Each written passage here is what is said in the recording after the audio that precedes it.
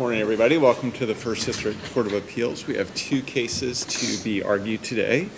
I'll call the two cases. If counsel could introduce yourself and indicate your readiness to proceed. First case is Morgan versus Jones. May it please the court. My name is Chrissy Dunn Dutton, and I've actually just entered a limited scope representation appearance on behalf of the appellant, defendant Mark Jones, and on behalf of the trustee, Mark Jones. Okay. Your Honor, Michael Lasso on behalf of Victoria Morgan, Aaron Wilkins is my co-counsel when they're arguing today. Okay, great. Thank you both. And then the second case is Claiborne versus Mercedes-Benz. Good morning. My name is Scarlett Stewart. I'm representing Maurice Claiborne. Good morning, Your Honor. My name is James Bedell. I'll be representing Mercedes-Benz USA LLC. Okay, great. Thank you both. Okay, so for Morgan versus Jones, counsel may come forward.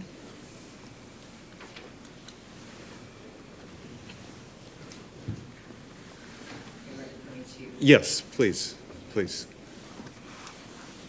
And would you like to reserve any time for rebuttal? Yes, Your Honor. 2 minutes, please. 2 minutes, great. And you may proceed when you're ready.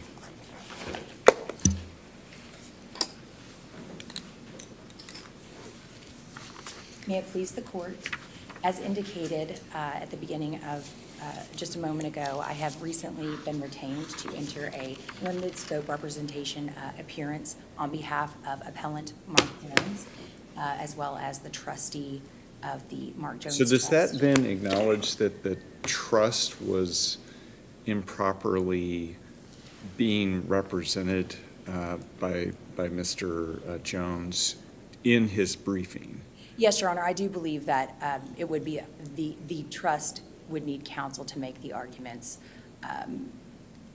on behalf of the trust. However, Mr. Jones also appealed in his individual capacity as the defendant in the divorce case, and this was an order entered in the divorce court only, of which the parties are the wife and the husband, appellant and appellee here. For purposes of the appeal, though, I would represent to this court that my client is currently incarcerated in the Hamilton County Justice Center.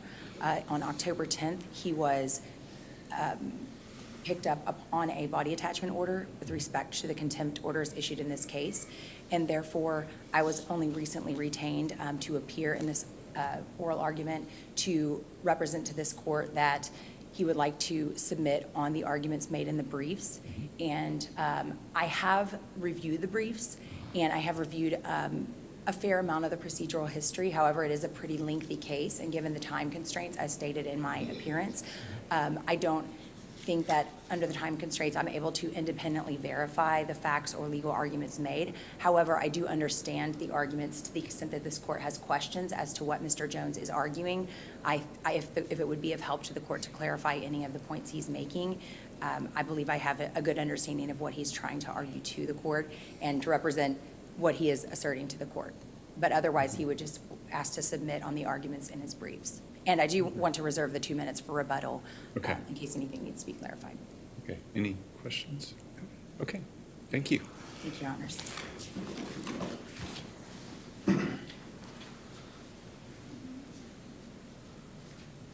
Good morning, Mr. Galasso. Good morning, Your Honor. May it please the court. So I think this has been briefed, and I know the court has obviously read the briefs. What I just wanted to do is just see if I could succinctly get to the point, which is the appellant's brief is lengthy, but the assignment of error itself, which is really all the court's got, is just, it's basically a due process argument, and it's a notice argument.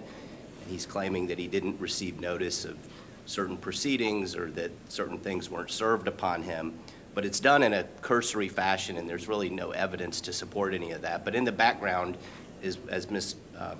Dutton said, is there was a body attachment issued for him. And so in order for him to not appear in court, where he would obviously have to deal with that issue, he deliberately evaded the court and made all these requests to appear remotely, which originally Judge Tolbert and then later Judge Sunderman denied, and he he was required to appear in person. So the record is clear that he's, excuse me, he's gotten notice of all of these proceedings. He's had an opportunity to be heard.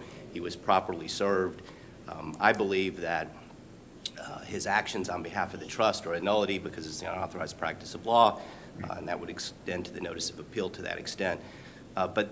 So that's kind of the context of his assignments of error, and I think it can just be boiled down to a simple due process and notice issue. With respect to the lengthy history, it is lengthy, but it's kind of concise as to what's left. What happened is the court appointed a receiver, Ms. Zumo, to sell this property, and she had been really exasperated, I think, by the time I got involved. But they were unable to do so because Mr. Jones's trust owns 2/3 and Ms. Morgan's trust owns 1/3. And his 2/3 interest became encumbered by about a $40,000 judgment lien to American Express and then about an $80,000 or $90,000 judgment lien to a law firm in California. So they were unable to convey clear title. And so at that time, Ms. Morgan, who desired to have this property sold and has been trying to get it sold for the last 4+ years, was subject of a tax foreclosure case in the Common Pleas Division. And Wells Fargo, who is the mortgage holder, who hasn't had their debt serviced in all this time and is advancing real estate taxes and insurance and other amounts, and obviously the equity, to the extent it was ever there, is now gone, not just because of the judgment liens, but because of the mortgage. Wells Fargo then advanced $100,000 to dismiss the tax foreclosure case. So effectively, that $100,000, which would have only gone against the property, then became Ms. Morgan's individual liability. And at that point, there was a bit of a press to get this property sold, because without it, her liability continues to increase as Mr. Jones frustrates the sale of the property. And so the only way to get all of the parties into the case was to file a complaint to sell real estate in the general division. So that's what happened. 273504 gives the receiver the power to sell. It was also in the order itself. And so you name the parties that are in the preliminary and final judicial reports, they're all named. The state of Ohio, I think, disclaimed because all those liens are people with similar names. But Judge Marsh observed the lengthy proceedings in the DR court and decided that it was best that the case be transferred back to the DR court. So sua sponte, that happened without any motion of the party. So when we got back there, we have now the A case back in the DR court and the DR case. So there was an order that eventually defaulted out the trust because it never responded to the complaint, and it also approved a receiver sale of the property. And then in the same entry, the one that he's primarily appealing from here, it put out an order consolidating it. But that was necessary to go to the general division because otherwise there was no way to get the lien holders in there to have a free and clear sale. So that's kind of the history of how we got here, but the sale order is... There's no issue regarding the propriety of the transfer to DR court, right? I didn't challenge it, and neither did anyone else. And I will say to Judge Bergeron that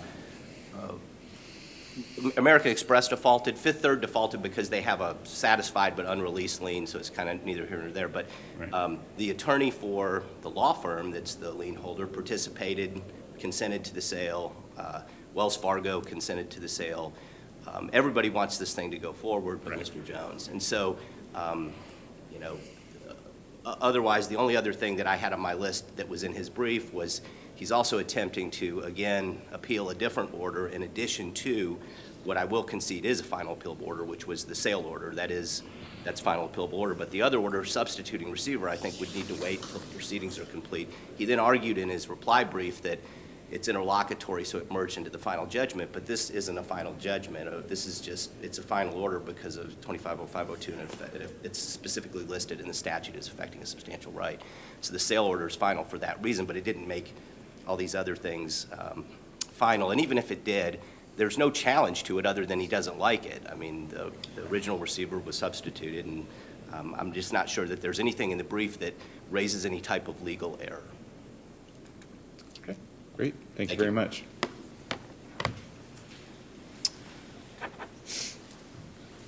Ms. Dutton, maybe for your rebuttal, if you could just discuss your client is making a due process argument, and so is there not evidence in the record that he did receive notice of these proceedings? Your Honor, I think that the understanding that I have of the procedural history is the divorce case was filed. There was a decree of divorce that went on and indicated that the parties would receive the proceeds of sale in proportion to their tenancy and common interest, which was 67% in favor of Mr. Jones and 33% in favor of Mrs. Morgan. Later, in the common pleas court, in a case in which Mr. Jones was not named in his individual capacity, and he also maintains that he was not served with the motion, the complaint in that case. Right, he maintains he wasn't served, but what does the record show? Does the record show that he was actually served? The record shows that the trust was served as a party with that motion via the. But the property. trust is the one that held the ownership interest in the property, correct? Yes, Your Honor, for which he is the trustee and beneficiary. So it's a revocable trust for which he is the beneficial owner. And for which the divorce decree indicated, it didn't mention the trust with respect to the proceeds of that sale. I think everyone, in that case acknowledged that they are the parties who have the beneficial interest in these properties. And if the court, if they don't have an interest in their individual capacities, then the DR court would not have jurisdiction in the first place to enter this order. So it is an absurd result, I think, to state that he doesn't have standing in his own divorce case, or else this should have been decided in common pleas in the first place. It wouldn't be appropriate to decide this sale order in the divorce at all if we didn't all acknowledge that he's the beneficial owner of this property. With respect to the notice issue and the due process issue, it is true that there was a body attachment order, but Mr. Jones also was residing in California about 2,000 miles away. And the notice that he received was that this was a status conference. Again, without fully having reviewed all the transcripts, this is the part that I'm unable to, verify. But my understanding is that there are transcripts. Some of the transcripts in the later part of 2023 did not have a recorded transcript. However, there were motions made orally to I guess, substitute the receiver and to enter this judgment pursuant to the consolidated case order. However, the complaint in the common pleas case actually asserts that the trust has 2/3 of an ownership interest.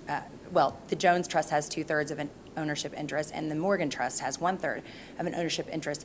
So to default out Mr. Jones, even if we accept that the consolidated case brought both cases properly before the DR court, and that the notice of a status conference in the DR court would be effective notice of the unserved motion for default judgment on the trust, even accepting all of those issues, it's not proper to default out the interest when the complaint itself didn't allege, make any allegations that the proceeds shouldn't be distributed to the trust in the proper order of priority. Furthermore, one other point that should be made is Mr. Jones is not attempting to impede this sale. Mr. Jones wants nothing more than to sell this property. His objections to the sale are that it was, as he referred to it in his brief, a fire sale. The original offers that were rejected. Then he's trying to impede the sale. I mean, No, like he you would like can't, to access- I understand your point. At some level, he wants it sold, but he wants it sold on his terms rather than the terms that the other parties are amenable to. So, he can't have that both ways. Well, he would like to exercise the buyout option of purchasing her 1/3 tenancy in common interest, which is referenced in the decree. I mean, then he should try to do that, but that's not something that's before us at this point. Your Honor, that is what he is attempting to do and why he objects to the sale in this manner, because he wants the property sold either, for the market value pursuant to the decree, or he wants to exercise the buyout option. Right. But wasn't that what he was supposed to do 6 years ago when he was ordered by the court to do so? He- The court, they couldn't agree, so here we are today, 6 years later. Your Honor, my understanding is that there was no disagreement as to the buyout option because I believe the sale was stalled when Well, he's had the right the of market first- value was never established through Well, these. he's had the right of first refusal since 2018, I think. I think that was part of the decree, I recall that. And so if he had the right, it seems like he would have exercised it over the course of these past 6 years. At least to me, it does. Yes, I would represent to this court, Your Honor, that he would maintain that he is attempting to exercise that right and has been You better hurry up then. ignored. Okay, you're at your time, so thank you for Thank your you, Your argument. Honors. Yeah. Thank you both for your arguments today. The case will be submitted, and we'll get a timely written decision, and hope you both have a great day. All right, the next case is Claiborne versus Mercedes-Benz. Yes, please. Ms. Stewart, would you like any rebuttal time? I'll save 3 minutes. 3 minutes, okay. You may proceed when you're ready. Thank you. May it please the court, opposing counsel, my name is Scarlett Stewart and I represent Maurice Claiborne. This is a case where the trial court erred in granting summary judgment on defendant's motion on all claims for a vehicle that would not start, even though it was subject to repair 4 times and in the shop for 40 days. For clarification, plaintiff did file his own motion for summary judgment. We are not appealing that decision. We are only appealing the trial court's decision related to defendant's motion for summary judgment. So you've got the no start issue and the unlock issue, and you, like, they get kind of jumbled in the briefs about like which one is at what point, but like these are two different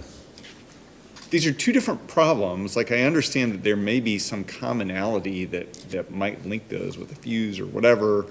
I don't understand cars, but like ultimately, do you not have to prove that each specific problem satisfies the elements independently? Correct. So this is particularly why I wanted to come have oral arguments today. There are 2 different issues. They seem to be tied to an extent, but not necessarily. And I agree that if Mr. Maurice wants to maintain a claim for a lemon law or breach of warranty as to the unlocking defect, then he needs to meet the elements of the lemon law or the breach of warranty claim for that specific issue. So for each issue, he would need to meet it. I believe in the trial court's decision, these 2 issues got tied together, and I believe that's because they're happening at the same time. There's not a situation where it's not unlocking right, but then starting. It's kind of happening tied together. And so I think because of that, that created some confusion with the defects. But he does have 2 distinct defects. And you're not arguing them together, because it looks like the 2 defects were ultimately repaired with that new part that they put in, right? Right, so And the one- everything was settled at that point. Yeah, the one fix seemed to address both issues. But you're not arguing both issues are interrelated because they were fixed by the one fix? No, because Okay. I think the big driving issue here that I think if you read Mr. Claiborne's deposition is the no start, the fact that he can't leave work and drive home. Yeah, it's very frustrating when his car won't unlock, but he was able to, there's like a manual way to unlock it. So you wouldn't argue that the no lock issue was a substantial impairment? No, I don't think that is his problem. And because he could unlock it manually, With the alarm the fact going that off? yeah, I mean, it's still incredibly frustrating. But if he could have unlocked it and started his car and drove away, I don't think he would have proceeded through this. It's the fact that he wasn't able to start his car and go home after his 12-hour shift on a couple occasions that is driving him. And I feel that kind of interrelatedness caused the trial court some confusion. And in reviewing the trial court's decision, the court primarily focuses on this unlocking defect on pages 2 and 4 of its decision. What you don't really see a discussion of is the unlocking issue and the amount of times that it was presented for repair and the number of days it was presented for repair. So under Revised Code 1345.0 7.3a, it lists 4 different ways that a vehicle can be eliminated. Oh, hold on a second. You're talking about the unlocking issue now? No, I want to just. Or the set no start? unlocking issue Put that aside. Okay, so Yes. you're talking about because I thought you said unlocking issue, so. And if I did, I'm sorry. Okay, so the no start issue, you're saying was submitted for repair 4 times 4 times? in 40 days. Okay. And it would meet the presumption of a limit under either subsection A1 or A2. And I think what's important here to note is that Mr. Claiborne does not need to meet all 4 or 2 of them. He only needs to meet one of them for the vehicle to be. Can you explain what are the dates specifically that the no start issue was brought in for repair? It was brought in on February 17th, 2021. That would be the first time to Mercedes-Benz for 1 day. Right. It was brought in on November 4th of 2021 to Mercedes-Benz for 1 day. I think where that confusion comes from is he had experienced the problem the night before, so you'll hear reference of November 3rd. And then he brought it into Mercedes-Benz of Fort Mitchell for 2 days on November 11th, 2021. That incident that prompted that appointment happened on November 6th.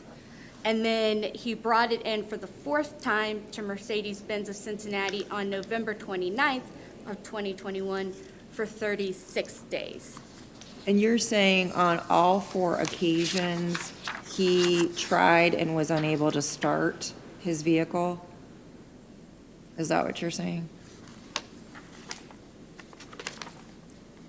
Actually, Your Honor, he brought it in complaining about the no start unlock, but when I was reviewing his plaintiff's answers and depositions in anticipation for today, a close reading actually makes it look like I'll refer to the repair order dates because I think that's a little bit easier. On November 4th and the 11th, on the 4th, he testified that he was able to manually unlock it, but the alarms were going off, so he didn't start it. And it's a little unclear from there whether it didn't start or he didn't try to start. So I just want to be frank with the court.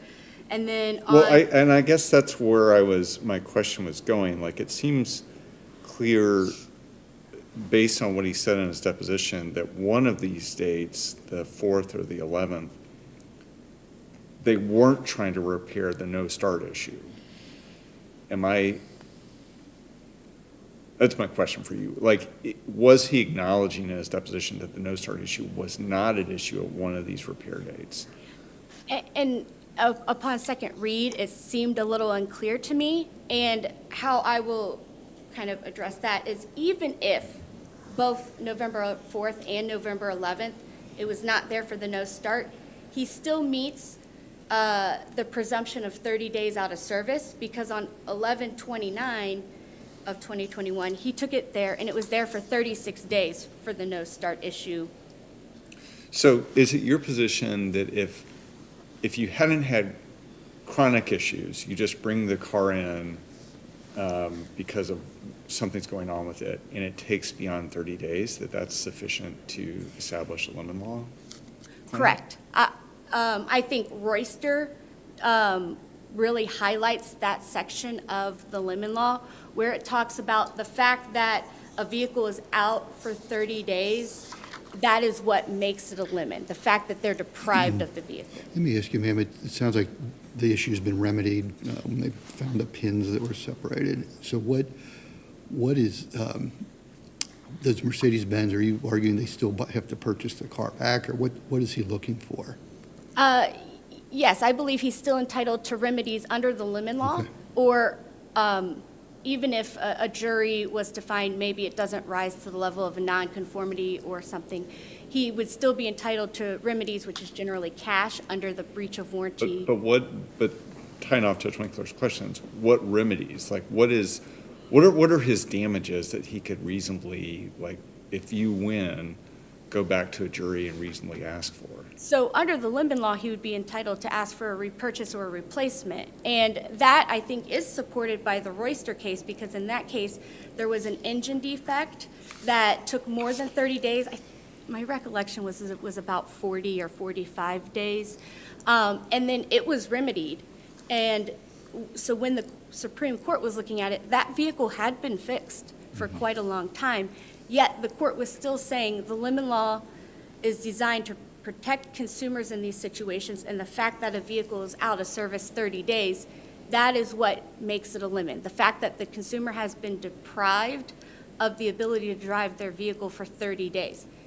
Did he get a loaner or anything during that time? Or did he have to? He had a loaner on like one or two of them, but not all of them. The 30 days out of, when it was 30 days out, I honestly cannot remember, Your Honor. And how do you respond to Mercedes' argument that the 30 days should be told due to the COVID-19 supply chain problem? In two ways. First is, in contrast to Fagan, which was a decision against Jaguar Land Rover that came out of the First District, I believe in 2023, that was a situation where the service manager in that particular case had been out with COVID. There was evidence of it. And that situation happened kind of the prime time of COVID. It was March to April of 2020. In this case, we're talking about a supply chain issue that happened almost 2 years later. And I think that's a question of fact for a jury to decide whether a supply chain issue, when Mercedes-Benz is still making plenty of new cars, so these parts are available, whether that meets a definition of a natural disaster. Because that section of the Linden law does not say because people are sick, because you don't want to put parts towards warranty repairs as opposed to new vehicles that you can sell. So I think that should have been a question of fact for the jury to decide. However, the trial court actually doesn't seem to really address that in this decision. And I think I'm getting close to my time. So the last thing I just want to touch on is the elements of a breach of warranty in Mag Moss are different than a Linden law. I think IMS makes that clear when it talks about if you have a Linden, you probably have a breach of warranty, but you can have a breach of warranty without meeting the additional requirements of a Linden. So I will reserve the remainder of my time. Thank you. Thank you. All right. Mr. Fidel?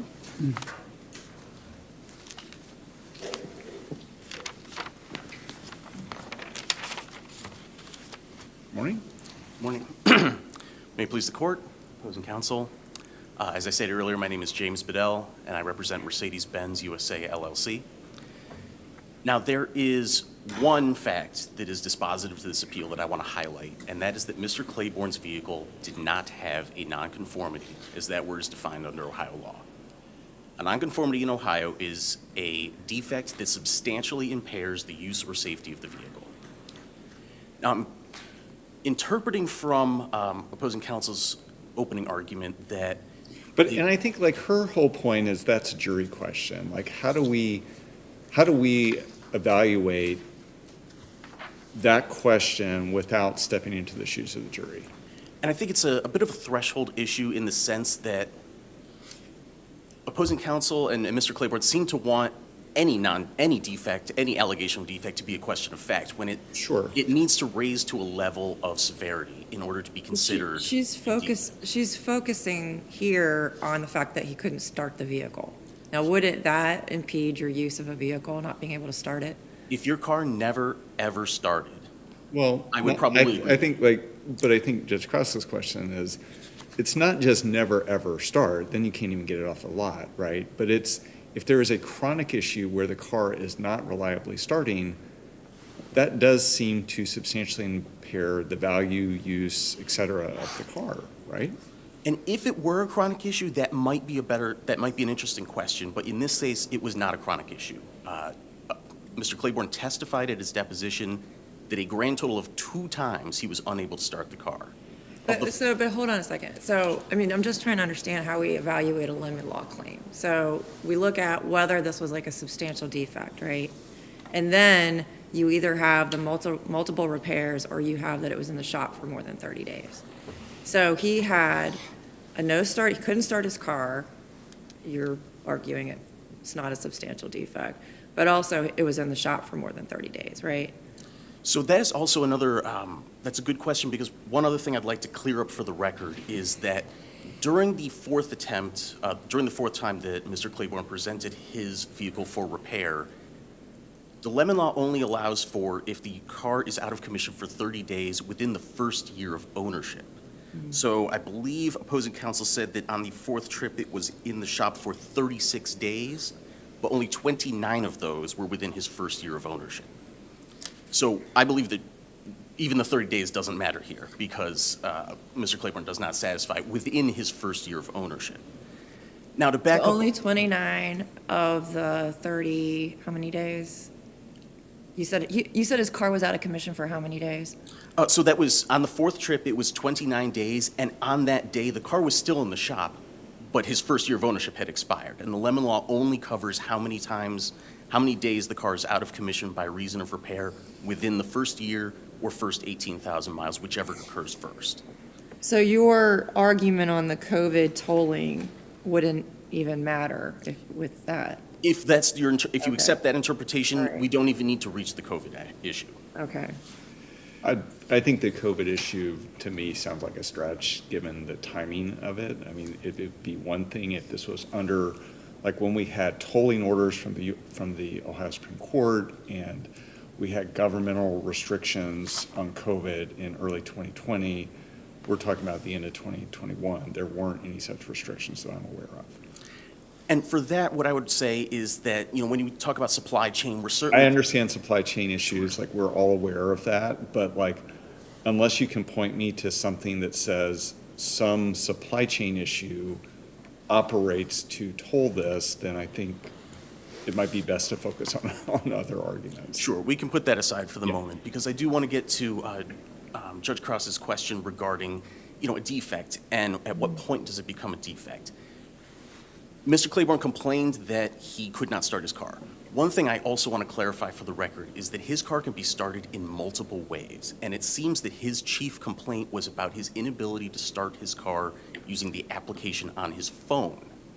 But he testified that when using the more traditional method of pushing down the brake and hitting on the start-stop button, that often created better results for him, as evidenced by the fact that of the 4 times he presented his car to a Mercedes dealership, he drove his car to 3 of them.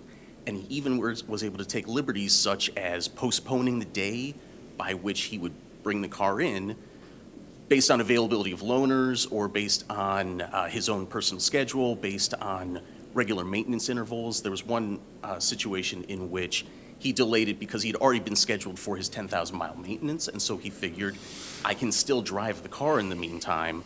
I don't need to take this in right away. So is your argument that it's not a substantial defect because sometimes he could start the car?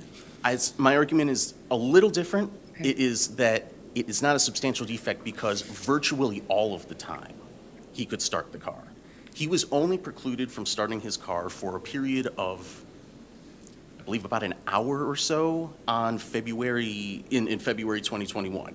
Every other time, he was able to start the car and enjoy the full use of it entirely. Did he get a loaner car on the 36-day period? Yes, I believe he did. Was there a key, what I call metal, the old traditional metal key within that fob that you could take out to start the car as well? That's correct, yes, Did he and ever that use always worked. Did he ever use that? He used to start it.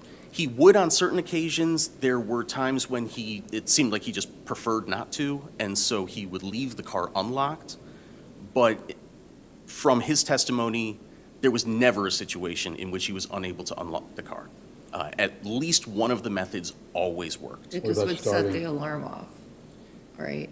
Isn't that what the problem was, and that's why he left the car unlocked? At least one instance, he did mention that it may have started the alarm when he did that. Okay. Now, one other issue I would like to address here is regarding the other claims, the Magnuson-Moss Warranty Act and some of the other warranty claims that Mr. Claiborne has brought as well. Now, I don't disagree with opposing counsel that there are different elements that need to be met there, but at the same time, they do not reach the main element, which is that you need to show a major defect. That part aligns with the Ohio Lemon Law, and that is the part of the Ohio Lemon Law and the Magnuson-Moss Warranty Act that Mr. Claiborne cannot satisfy, because for the same reasons as I just mentioned with the Lemon Law, there is no substantial defect. But in the Magnuson-Moss warranty claim, the reasonable number of attempts is not defined, right? That is correct. That would be like a jury question.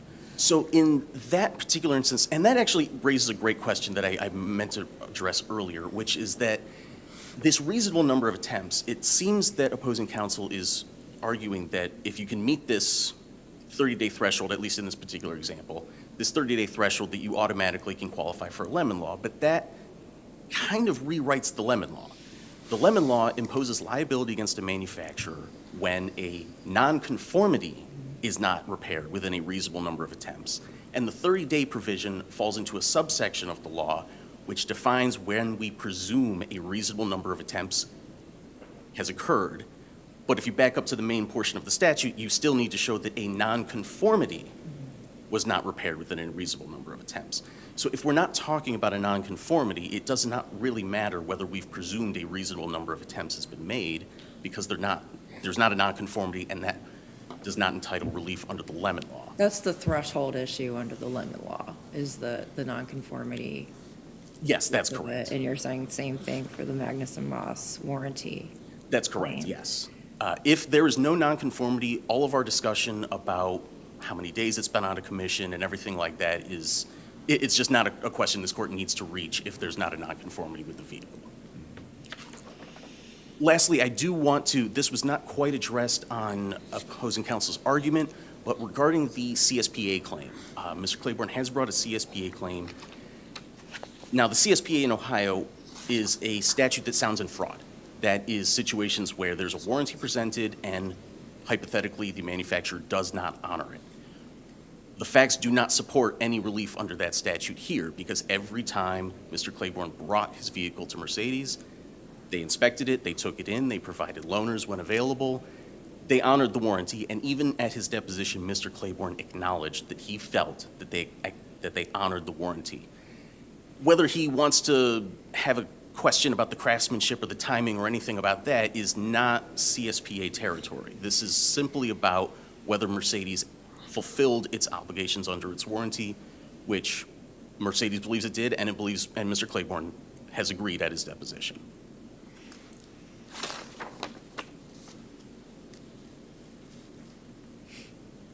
And unless the court has any other questions, I believe that's all I have. Great. Thank you very much. Thank you. Sir, you have 3 minutes for rebuttal. Just a couple of things to touch on. First, it seemed like in opposing counsel's discussion, he started intertwining that unlock and no start issue again, saying, well, he could manually unlock it. Again, that's not where I'm focused today. There were 2 times where he testified he was not able to start the vehicle and the alarms were going off. That's on February 17th and November 29th. So I just wanted to make that clear. Otherwise, So there's only 2 times that he was not able to start the car. and I'm defaulting back to that because the other 2 times in reviewing his deposition and stuff, it became a little unclear to me. So I'm trying to stick to what for sure he testified to. And otherwise, Mr. Bedell's arguments all really relate to questions of fact. Did it rise to the level of a nonconformity? Did it meet the definition of, or a presumption under the Lemon Law? So then Mercedes wants to focus on the number of days and kind of say, well, it wasn't actually that number of days. It was 29 days as opposed to 36 days. That's a question of fact for the jury. Well, I mean, is he correct that the 29 days only 29 of the 36 fell within the first year of ownership? No, he's not correct, because also you have the time where he took it in on February 17th, which adds another day to that. The lemon law does not require the 30 days be consecutive. Sure. No, I understand that, but the question I was asking is, of the 36 days that was in on that last repair effort, your opposing counsel says only 29 of those fell in the first year, and I understand your argument, like, well, wait, there's other days, but my question is more precisely, is that correct that only 29 fell within the first year? And if you don't know, that's fine. I thought it was more than that. I know he took it in on 11/29, and his first year would have been up on 12/27, because that's when he bought it. There's the extra day in December for 31. So I believe, kind of quick math, that does sound like 29. Okay. I know. Whatever it is, like, I mean, that's Right. a Those are the calendar days. issues that we can figure out. Yeah, those are the dates. I know the lemon law does talk about even if it was worked on after the fact. So I think there's mostly questions of fact here of whether it rose to the level of a nonconformity. And so I just want to be clear, because your brief argued both the no unlock issue and the no start issue. Are you conceding that the no unlock issue does not rise to the level of a nonconformity by itself? Yeah, he Okay. was able to eventually get in the vehicle manually, so he was able to unlock it. The situations where he could not start it, he tried to do it manually and could not start it. He had to call a tow truck on the 11/29 attempt, and the other time he had to sit there for two-ish hours before it would work. And in the repair, Mercedes acknowledged that it's an intermittent connection issue. And so I think the jury would need to be tasked with deciding whether the no start issue rose to a nonconformity. And so I'd ask this court to reverse and remand. Great, thank you. Thank you. Thank you both for your arguments today. The case will be submitted. We'll get out a timely written decision. Hope you both have a great day. Thank you.